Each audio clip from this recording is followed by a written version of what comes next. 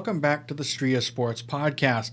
I'm your host, Parker Striha, and on today's episode, we are going to be going over the wide receivers that I think the Green Bay Packers should try to find a way to acquire. I'm by no means a professional, but I do love talking about sports, so thank you for joining me. Now, I will only be talking about receivers that Green Bay can trade for or sign. I will not be talking about any of the receivers in this year's draft. So let's just jump right into it. We're going to start with the 6 receivers that I would like to see Green Bay trade for, or to at least see them try to trade for. Whether they're successful or not, I'd just like to see them at least try. So at number 1, we have Keenan Allen from the Los Angeles Chargers. Now, Keenan Allen is going into his 10th year in the league, so he is a little bit older, but his production is great. Last year, he had 106 receptions for just over 1,100 yards and 6 touchdowns, and those numbers are nothing new for Keenan Allen. In 4 of the last 5 seasons, he's had more than 100 receptions, he's had more than 1,000 yards, and he's had 4 seasons with more than 1,100 yards over the last couple of years. And the best ability is availability when it comes to professional sports, in my opinion. It doesn't matter how fast, strong, anything. It doesn't matter how good you are at anything if you can't stay healthy. And in the last 5 seasons, Keenan Allen has only missed 3 games, which is extremely impressive. I think, would be in a better situation. I think he's in a great situation in Los Angeles right now because he has a young quarterback that he can help in his development, and he already has trust and he already knows really well. But I think if he went to Green Bay and playing with a guy like Aaron Rodgers, who has similar arm talent to a guy like Justin Herbert, but who has much greater accuracy and who isn't going to put the ball in harm's way, I think Keenan Allen would light the league on fire in Green Bay. I try to take him every year in fantasy, and I think if he was in Green Bay, I'd probably take him extremely early just because I would trust the production that he would put up. I think he would probably fit perfectly into that Davante Adams role. He would put up similar numbers in my opinion, but he is owed a lot of money over the next 3 years, and I don't know how Green Bay feels about that. He does have a cap hit of $19.2 million, $21.7 million, and $25.8 million over the next 3 years, which means he will be an unrestricted free agent in 2025 at the age of 33. Now, I don't know how much of an issue money is going to be for Green Bay at the wide receiver position, because it was reported that before they traded Davante Adams, they did offer him more money than the Raiders did, but obviously he left. So I don't know if money will play a huge role because all of these cap hits for Keenan Allen are extremely low compared to what Adams is being paid, but I think he would probably be one of the best fits for Green Bay. And these receivers are in no order. I'm not going from most likely to least like or anything. These are just the 6 receivers as they came into my head that I liked, so I put them on the list. At number 2, I have Terry McLaurin from the Washington Commanders. Now, he is going into his 4th year, and as he wasn't a first-round pick, he doesn't have a 5th-year option. So he is going to want to be paid a lot of money, and he's going to want to be paid a lot of money right now. But I think his production has warranted it. He's had extremely poor quarterback play his entire career, but he's still been putting up over 1,000 yards. And last year, he had 77 receptions for 1,053 yards and 5 touchdowns. And when you think that his quarterback, I believe, was Taylor Heineke all year, and maybe a little bit of Ryan Fitzpatrick, those are pretty impressive numbers. And like Keenan Allen, he has only missed 3 games. Granted, it's a smaller sample size, but he's only missed 3 games over the last 3 years, which is extremely impressive. And in 2 of his first 3 years in the league, he has had over 1,000 yards and over 5 touchdowns. So, he has no production. He has great production with poor quarterback play. And it would be, I just kind of want to see what his production would be if you put him with a Hall of Fame quarterback like Aaron Rodgers, who you look at his number 1 receivers over the years, Davante Adams and Jordy Nelson especially, who he trusts and who he knows is going to get where they need to be, they put up crazy numbers. And I think Terry McLaurin, if he came to Green Bay, signed an extension, and is Aaron Rodgers' number one guy until Rodgers decides to retire or leave the team, you'd see the production of Terry McLaurin be top 5, top 10, top 15 in the league probably every single year. And he is extremely cheap in 2022. He only has a cap hit of $3 million. So, like I said, Green Bay will need to extend him if they do decide to trade for him. But I guess I think they're more than willing to do that. Number 3, I have DK Metcalf from the Seattle Seahawks, who is also going into his 4th year in the league. He is also going to want to be paid a lot of money. He had 75 receptions, 967 yards, and 12 touchdowns last year on a really poor Seattle Seahawks team. And with Russell Wilson gone, I don't know why DK Metcalf would really want to stay. I don't really trust Drew Lock or Jacob Eason to be my starting quarterback. But DK Metcalf has never missed a game in his career, but my knock on him is he's never had more than 1,000. He's had more than 1,000 yards once.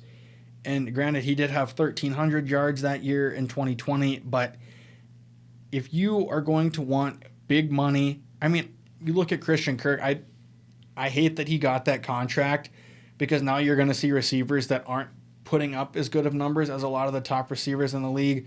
They're going to want top receiver money, and I think DK Metcalf is one of those guys. He's a good receiver. He was probably one of the best receivers in his draft class, but I don't think he's going to be worth the amount of money that he probably wants.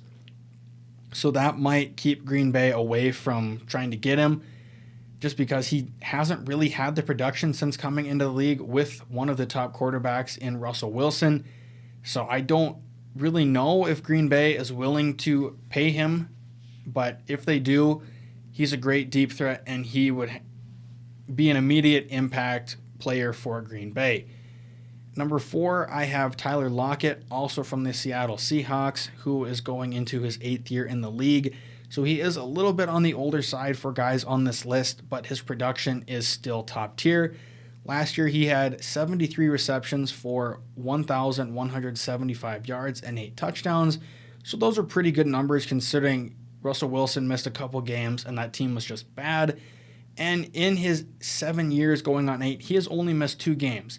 So he has been, I mean, I don't know if it's really luck, but he has stayed healthy since coming into the league. And I think that is extremely important at the wide receiver position. And he has had over 1,000 yards in the last 3 years, which you like to see. You don't want to give up a lot for a guy who can't break that 1,000 yard mark, and Tyler Lockett can do that. And he has had 10 touchdowns twice, so he does have the touchdown production, but you'd maybe like to see it a little bit higher. And he is under contract for the next 4 years with cap hits of $10.05 million, $16.75 million, $23.95 million, and $23.95 million over the next 4 years. So he is still getting paid a hefty amount of cash, except for like this first year. And he will be an unrestricted free agent in 2026 at the age of 34 years old. I think if you're looking at guys that are still under contract, but I'll just look at Tyler Lockett and Keenan Allen. I'm probably taking Keenan Allen 9 times out of 10 just because I trust the production a lot more. At number 5, I have Brandon Cooks from the Houston Texans. He is going into his 9th year in the league, and this would be, I believe, his 4th or 5th team. If he does go to Green Bay, he has been traded a lot, and that's really no fault of his own. He's one of those guys that quietly puts up 1,000 yards every year, it seems. He does have 6 1,000-yard seasons, and 4 of them were over 1,100, and you don't really hear anyone talking about it. And I mean, last year he had 90 receptions for just over 1,000 yards and 6 touchdowns, and you never heard anything of it. I didn't hear anything of it until I was looking at stats, and I saw that. But I mean, you can trust him to get 1,000 yards a year, and I think he'd be doing that to an even greater level with Aaron Rodgers at the helm. His availability is a little worse than some of the guys on this list. He has missed 10 games in his career, but as a smaller guy, some of those bigger hits are going to take him out, whether it's for a game here, a game there. There's really all there is to it. He has a cap hit of $16.2 million in 2022. and he will be an unrestricted free agent next year at the age of 30. I think this is probably, out of this list, the most likely for Green Bay. I think he's going to cost the least amount to get, and Houston just needs picks so they can get that team younger and better. They're not going to compete for anything this year, and I think if it's up to Brandon Cooks, he's going to want to play with Aaron Rodgers over a guy like Davis Mills. And sixth and final for the trades, I have Chase Claypool, a wide receiver from the Pittsburgh Steelers who is going into his third year in the league. Now, he's probably the worst option on this list just because his production really isn't great. Last year, he had 59 receptions, 860 yards, and 2 touchdowns. And in his first 2 years in the league, he's never eclipsed 1,000 yards. He's never eclipsed double-digit touchdowns. His career highs were his rookie year with 873 yards and 9 touchdowns. So you'd really like to see the production be higher, but then you look at it and Big Ben was his quarterback, and Big Ben really wasn't great for the last couple years of his career. So I don't know how much you can really put it on Chase Claypool for his numbers, but you would like to see him putting up bigger numbers because he is a bigger guy. He's fast, good deep threat, but just hasn't been able to get it done. He does have cap hits of $1.8 million and $2.1 million over the next 2 years. So he is extremely cheap, and I don't think he's going to want as much money as some of these other guys, but I also don't know if he's a great fit for Green Bay. A lot of people were getting after him and dogging him last year after I don't know what it was, but something in the fourth quarter, not very much time left. He made a mistake, and that's all I heard about for a while. And I don't know if Green Bay wants to handle or wants to deal with something like that, but I think he would be a really solid receiver in Green Bay. Now, moving on to the 4 guys, that I think Green Bay should at least consider signing. We're going to start with number 1, Julio Jones, who spent 10 years in Atlanta and then last year in Tennessee, where he was not that great. He played 10 games, but only had 31 receptions for just over 400 yards and a touchdown. So not great production for a guy who was considered arguably the best receiver in the league for the last decade. He is 33 years old and going into his 12th year, so it won't be a massive contract that he gets. It would probably be a 1-year prove-it deal, kind of just seeing what they can get out of him. And, he hasn't really been available in his career. He's been great, but he has missed 32 career games, with 7 of those coming last year. So I think as he's gotten older, his availability has kind of gotten worse, and that's not something you'd like to see for a guy you're willing to sign to help compete for a Super Bowl. But he does have 7 1,000-yard seasons, which is really impressive, with 6 of those having more than 1,300 yards. He's one of the best receivers I've ever watched play, and is probably the best receiver, or one of the best receivers of the last decade. I've seen a lot of things with people trying to push Green Bay to sign him, but I don't necessarily see it happening.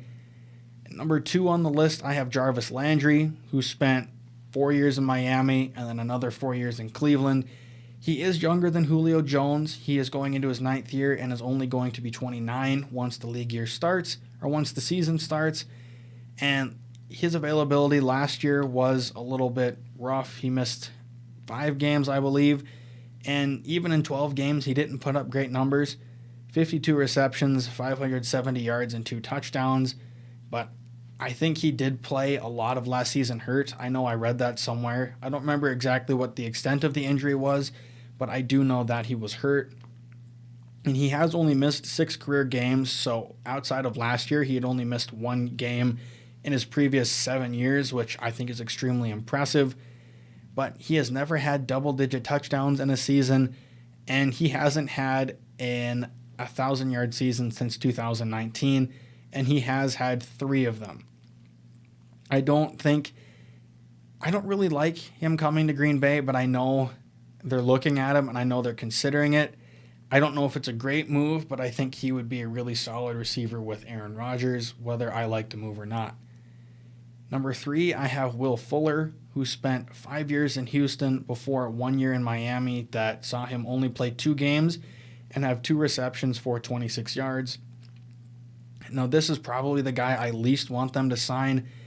Yes, he's fast, but his availability is awful. He's missed 42 career games, including 15 last year. He's never had more than 900 yards. He's never had more than 8 touchdowns in a year. He's just not that great, in my opinion. He's fast, and I know Green Bay was interested in him at the trade deadline a couple years ago before it ultimately didn't happen. Now, I don't like this move, but I can see why they'd sign him. He's fast, and you're kind of betting on the off chance that he stays healthy for a full season, but I don't know if it's worth the risk for a team that's trying to compete for a Super Bowl this year. And fourth on the list, I have Odell Beckham Jr., who spent 5 years in New York, 2.5 in Cleveland, and then the latter half of last season in Los Angeles, where he ultimately won a Super Bowl. Now, he is going into his 9th year, so he will be 29 years old once the season begins. And last year, most of his production came with the Rams because the Browns didn't really throw him the ball, and I do kind of blame Baker Mayfield for that. But he did have 44 receptions for 537 yards and 5 touchdowns before ultimately winning a Super Bowl with the Rams, where he was extremely productive. But he's another guy. He's missed 33 career games. His availability isn't great.